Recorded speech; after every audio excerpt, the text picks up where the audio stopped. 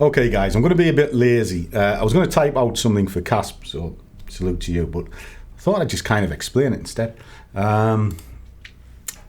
It was this here about an argument of risk-reward against DCA and how things operate. The people that argue on risk-reward are normally not very profitable. They talk the big game and one thing and another, and it's because it's so indoctrinated into them about the way trading is. They can't see anything else. Whereas if you talk to a professional trader, they'll very rarely talk about that. They talk about how the market is operating, how much they're going to get out of it. And they'll also talk about the most important piece of money that goes into it. And I've touched on this in a few of the streams. It's actually the position size itself. Because what you're looking to do is you put £5 into the market. That £5 is now working for you. The margin's not working for you, it's just collateral. And your stop isn't working for you. That's there just solely to protect the account. Has nothing to do with the trade. And the target is just somewhere where you roughly want to get to. The position size is what's important. So as it moves up one increment, well, that's 1 times its money. If it moved up 5 increments, it's 5 times its money. So sometimes the way you frame your mind is important. The RR guys will never do that. Now, when they see a dollar cost averaging, they naturally assume that 5 positions is a full loss and you've lost 5 lots of money. You haven't, because you start with the same position size. So you have one guy with a fiver and you'd have me with a fiver. The difference is the first guy will put his money into market in one go, 100%. He's now got nowhere to go.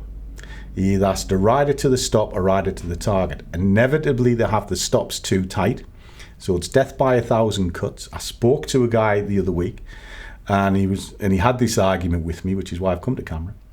And I might have told you, but he said he works on 3 to 1 and his last trade in day was a banger because he hit it. And I said, well, all right, let's have a look at it. Took 6 trades. Stopped out, stopped out, stopped out, stopped out, stopped out, stopped out. 10 pips, 60 pips in losses. And then hit 1 3 to 1.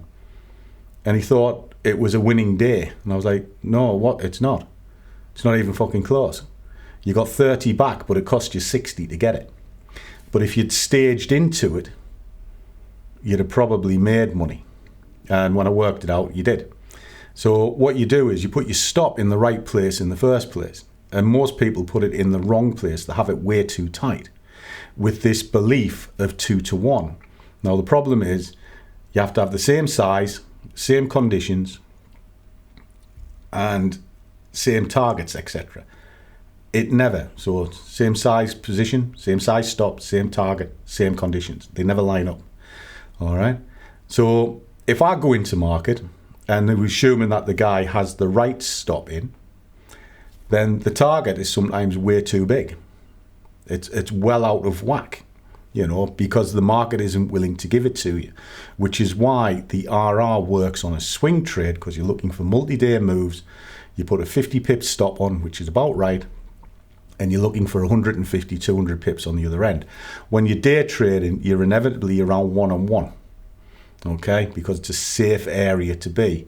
But you also need to have a sort of criteria that defends you. That's what DC is.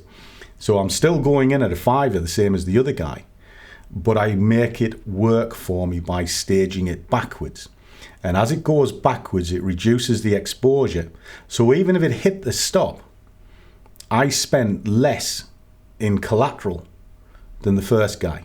So his RR is bollocks compared to mine, because if mine comes down, and I have rules in ways to get out of the trade, but it comes down, 1, 2, 3, runs to target, I'm happy. Those 3 positions individually, because you also look at it from that point of view, will have a greater RR. But I'm not interested in the RR. I'm interested in the ROI. If it goes to 4, it gives me an opportunity to get out at break even. If the other guy went roughly that far down and got out break even, gets nothing, I still get paid. Goes to 5, I've then got a great opportunity to get out because of where I place it. and I can get out for a small loss, break even, small profit, the other guy just sweats bricks. So for me, the argument of RR is an open one. Discuss it amongst yourselves. Personally, I don't look at it at all. I look at making each tick work for itself. So if I want 20 pips out of the market, or 20 quid, and the first position doesn't give it to me, but the second one does, why would I argue? Something for you to think about. Just when I saw that.